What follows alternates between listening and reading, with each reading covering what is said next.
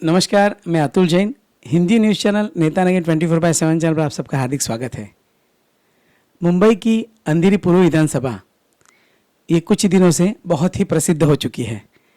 जैसे कि आप जानते हैं कि हमारे विभाग के विधायक सम्माननीय श्री रमेश लटके जी, जिनका 6 महीने पहले निधन हो चुका था, तो उसके बाद यहाँ पे चुनाव होने तय थे और इसी माध्यम से आज अंधेरी में उपचुनाव होने जा रहा है।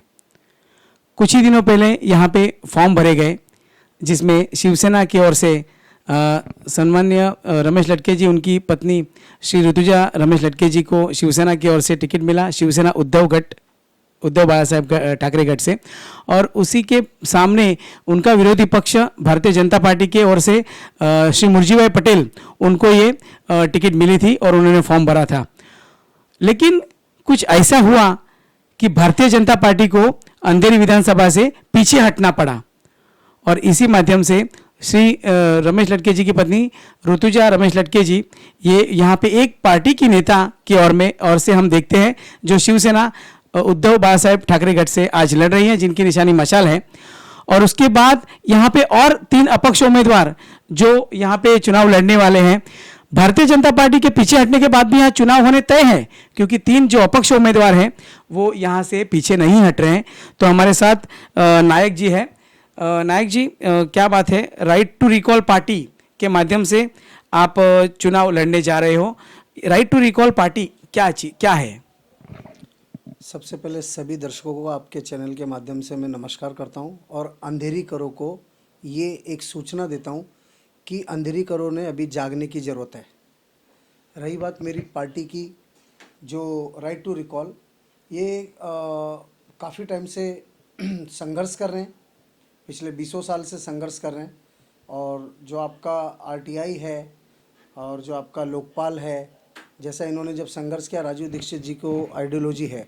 और हमारे पार्टी के जो प्रमुख हैं वो राहुल चिन्मय भाई मेहता, गुजरात से हैं मूलतः, और इंजीनियर हैं, साथ ही में एडवोकेट हैं, साथ ही में साइंटिस्ट भी है। माने जिसके फाउंडर मेंबर अगर इतनी स्ट्रांगली एजुकेशन, स्ट्रांगली नॉलेज वाले होंगे तो डेफिनेटली उनको संघर्ष करना पड़ रहा है। बट हमारी पार्टी के अंदर वेल एजुकेटेड लोग हैं और सभी लोग अपने व्यवसायी हैं, कोई इसमें ऐसा नहीं है। राइट टू रिकॉल का मैंने डिसीजन इसके लिए लिया है कि मुझे पता था, मैं भी भाजपा से पहले काम किया हुआ हूँ। बाद भाजपा में काम करते करते मुझे उतना तवज्जो नहीं मिला, अलग अलग पार्टियों ने और मेरे को ऑफ़र दिए, बट मेरा ट्यूनिंग नहीं बैठेगा, क्योंकि हम लोग वोट वापसी, धन वापसी और खनिज संपदा पे जो भारत के अंदर पिछले ब्रिटिश टाइम से लूट हो रही है, हम उसके खिलाफ लड़ रहे हैं। साथ ही एमआईडीसी और अंधेरी का जो भ्रष्टाचार है, एमआईडीसी सरकारी बॉडी तंत्र ने जो आंखें बंद करके बिल्डर के साथ साठगांठ करके लोगों को बेघर किया है। झोपड़पट्टी पुनर्वसन योजना के अंदर झोपड़े को तोड़ने से पहले उन्होंने उनको फिक्स करके उनको जो 1.5 साल का म्याद दिया जाता है, ये बताया नहीं जाता है। आप तोड़ने से पहले एनीवन डॉक्यूमेंट स्कीम है, वो आप तोड़ोगे कब? आज तक वहाँ पर पानी का सप्लाई नहीं है, 20 साल से, 25 साल से। मैं नहीं बोलता हूँ लटके साहब अभी स्वर्गवास हो गया, उनका इंतकाल हो गया, लेकिन उनके रहते हुए भी ये समस्या थी। आज यहाँ पर कांग्रेस का भी शासन रहा है, सेना का भी शासन रहा है। इत्तेफाका ने पता नहीं क्यों मुर्जीभाई पटेल का भारतीय जनता पार्टी से इस तरीके से एकदम 17 तारीख पे ला करके विकेट उड़ाना, न जाने पार्टी की क्या मंशा रही होगी। किसी एक नेता के 2 बजे लेटर लिखने पर 3 बजे फैसला लेके रात को उड़ा दिया जाता है। उस आदमी ने भी बहुत काम किया, भले ही जो भी उनके ऊपर आरोप करते हैं, हम भी उनको बोलते हैं, लेकिन एक कानून व्यवस्था, एक संविधान बना हुआ है कि आप लोग वहाँ तक फिर आना क्यों? एक तरफ सिंपैथी गेन बताते तो उन्होंने भी क्यों फॉर्म भरना? शिवसेना को इतनी सिंपैथी लेनी थी तो पहले फॉर्म नहीं भरना था। आप लोग खड़े हो जाते बाहर हाथ जोड़ करके, नाही आपल्याला हे करायचं नाही, म्हणजे निर्वाचन आयोग का अपन को हमको लड़ना ही नहीं है। आप तैयारी करते हैं पहले पूरी, आपको मशाल भी चाहिए, आपको लड़ना भी है, आप फॉर्म भी भरते हैं। अचानक मुर्जीभाई पीछे जाते हैं तो सिंपैथी गेन हो रहा है, ये गलत बात है। वो जो हुआ वो पार्टी और उनका विषय है। हमारी लड़ाई विधानसभा के एक एक व्यक्ति की दर्द की आवाज़ है। मेरे पास धन बल नहीं है, इसका मतलब लोगों के मन में नहीं हूँ, ऐसा नहीं है। 15 साल से लोग बाग भुगत रहे हैं, छोटा व्यापारी, बड़ा व्यापारी, रोड का, ट्रैफिक का, पानी का, बिजली का, झोपड़पट्टी पुनर्वसन योजना के अंदर जितना भी यहाँ पर अंधेरी के अंदर इतना बड़ा अंधकार है, नई सोच नई जोश के साथ 6 नवंबर को नतीजे आएंगे। इससे पहले 3 नवंबर को मतदाता अपना मतदान करेंगे। 3 नवंबर को 3 नंबर पर भारी मतदान गिरेगा और प्रेशर कुकर में आप अपनी समस्या दे दीजिए, उनको हम निदान करेंगे, सीटी मार देंगे। और अंधेरी विधानसभा में इस बार इतिहास घड़ रही है। अंधेरी की जनता, अंधेरी करों ने निश्चित कर रखा है। हम रैली नहीं निकाल पा रहे हैं क्योंकि हमारे पास धन का अभाव है। हम बहुत ज़्यादा मीडिया में कुछ नहीं जा पा रहे क्योंकि हमारे पास संसाधनों की कमी है। लेकिन अंधेरी करों के ऊपर पूरा विश्वास है कि वो न्याय दे देंगे और इस बार नए चेहरे को मौका देंगे। राइट टू रिपोल पार्टी से जो मैंने नामांकन किया है उसी की भारी जीत होगी और मैं आपको साक्षी बनाऊंगा 6 तारीख को। मनोज नायक जी, बहुत बड़ी बात है, आप पिछले कई समय से चुनाव लड़ते आ रहे हैं। कम से कम 3 से 4 बार आप चुनाव लड़ चुके होंगे शायद। एक ही चुनाव लड़ा, ये सेकंड टाइम है। तो इसके पहले का अनुभव आप क्या बताएंगे? देखिए, पहले भी जब चुनाव हुआ 2019 में, 2017 में मेरा नॉमिनेशन हुआ तो भारतीय जनता पार्टी से, तो मुझे उस बात की खुशी थी। लेकिन जो संविधान का जो मायना है, पैमाना है कि आपको आधा यहाँ का कास्ट जहाँ रिजर्वेशन आ जाता है वहाँ पर हम लोग नहीं लड़ पाते। अब कास्ट रिजर्वेशन की वजह से मैंने पीछे लिया। मुझे पता होता कि ओपन में लड़ते हैं, लेकिन फिर हम नहीं लड़ पाए। 2019 में जब आया तभी भी विधानसभा का टाइम आया, तब तक मैं भारतीय जनता पार्टी को एक तरीके से छोड़ा नहीं था। लेकिन चूंकि युक्ति होने की वजह से मुझे तो मेरी लड़ाई है, मेरे जो दावे हैं, मैं मेरी लड़ाई के लिए लड़ रहा हूँ। मैं मलाई के लिए कभी नहीं लड़ा हूँ। लड़ाई जनता की मैं लड़ रहा हूँ। लड़ाई किसी एक नेता की, किसी पॉकेट की नहीं लड़ रहा हूँ। बिल्डरों के खिलाफ आवाज़ उठा रहा हूँ तो हम पे महिलाओं के केस लगाए दिए जा रहे हैं। माने हमारा संघर्ष चालू है और ऐसे हजारों केस लगे तो हम उसकी परवाह नहीं करेंगे। लड़ते हैं न्याय दिलाने के लिए, समाज को न्याय दिलाने के लिए मैं लड़ रहा हूँ और वो मैं लड़ाई जारी रखूँगा। आप कैसे देखते हो आने वाला चुनाव जो 3 तारीख को है? तो आपको आज तक जो आपने प्रचार फेरी वगैरह सब की होगी, पब्लिक का मिलता हुआ जो रिस्पांस है उसके बारे में आप क्या कहें? सर देखिए, एक तो बड़ी अच्छी बात बताता हूँ आपको मैं। पब्लिक के रिस्पांस की चिंता मुझे नहीं है क्योंकि पब्लिक ने अपने मन के अंदर विचार धारणा कर ली है।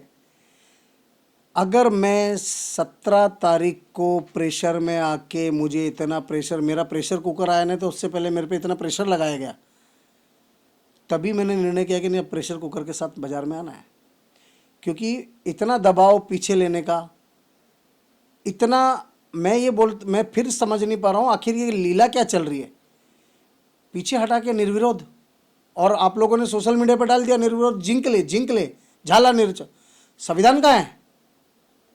बाबा साहब ने संविधान लिखते समय ये बोला गया कि सिंपैथी पे नहीं चलेगा देश। आप लड़ें मत लें, मिले या ना मिले, आपकी गणना जनता ने करनी है। आप 4 लीडर बैठ करके कुछ भी स्पीच पास करेंगे और संविधान कैंसिल कर देंगे, ऐसा हम होने नहीं देंगे। संविधान को, बाबा साहब को साक्षी मान के हम लड़ेंगे और निर्णय जो भी हो वो अंधेरी करों ने निर्णय लेना है। और हम इस बार 3 नवंबर को 3 नंबर पे भारी मतदान पा रहे हैं और 6 तारीख को हम आपके साथ बैठेंगे। अंधेरी करों ने तय कर रखा है, साइलेंटली प्रचार कर रहे हैं क्योंकि मैंने फिर बताया आपको, संसाधन और पैसा हमारे पास नहीं है। जो 50 करोड़ 60 करोड़ रुपए शो कर रहे हैं, हमारा तो एक घर है 30 लाख का, तो वो हमारे पास व्यवस्था नहीं है। लेकिन उसके लिए मेरा यही संविधान, यही बाबा साहब मुझे मंजूरी देता है। जेब खाली हो तो भी आपको जाना है और भरे हुए लोगों को तो कोई परवाह ही नहीं, उनके पास तो दुनिया भर के संसाधन है। तो हम लड़ रहे हैं। अंधेरी करों की आवाज़ हूँ मैं, नई सोच नए जोश के साथ मैं मैदान में हूँ।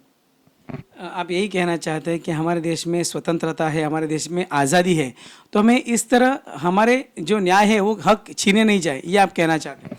बिल्कुल। जब संविधान को, अगर मैं तो कहता हूँ अगर मेरा बस चले तो मैं तो हर एक स्कूल के अंदर संविधान को, मैं पिछले 7-8 साल से आवाज़ उठा रहा हूँ, संविधान को मैंडेटरी, लोगों को उसके कानून या उसकी जानकारी तो आनी ही चाहिए एजुकेशन के माध्यम से। तो देश के अंदर क्राइम ग्राफ कम हो जाएगा। अगर तो कोई संविधान मानता है, कोई देश मानता है, तो क्राइम ग्राफ कम हो जाएगा। तो संविधान ने मुझे हक दिया ये बात करने का, मेरी आवाज़ आपके जरिए से जनता तक पहुंचाने का। पैसा होता तो डिंग डोंग करके जाता, मैं भी क्यों ना जाता, लेकिन अब नहीं है, अभाव की कमी है।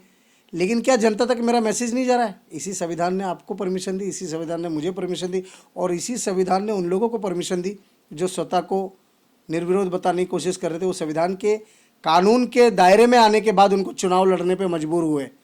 ये संविधान की जीत है, ये मेरे देश के बाबा साहब के दिए हुए संविधान की जीत है। मनोज जी, आप पिछले कई सालों से अंधेरी विधानसभा में रहते हैं। आपने बिल्डरों का एक विषय तो जैसे आपने बताया, लेकिन इसके बाद और क्या बड़ी समस्याएं हैं जो आप को सुलझाने के मन में हैं, आपके विचार? मेरे यहाँ पर अंधेरी विधानसभा के अंदर मैं देख रहा हूँ पिछले काफ़ी टाइम से, एक तो जैसे सरकारी कुछ 300-400 स्क्वायर फुट के कुछ इमरजेंसी टाइप कुछ क्लिनिक होने चाहिए, जो वो यहाँ पर नहीं है। अंधेरी एमआईडीसी में एक कामगार हॉस्पिटल है, पिछले 10 साल से बंद पड़ा है, आग लगने का पीछे बहाना मार के पता नहीं क्या।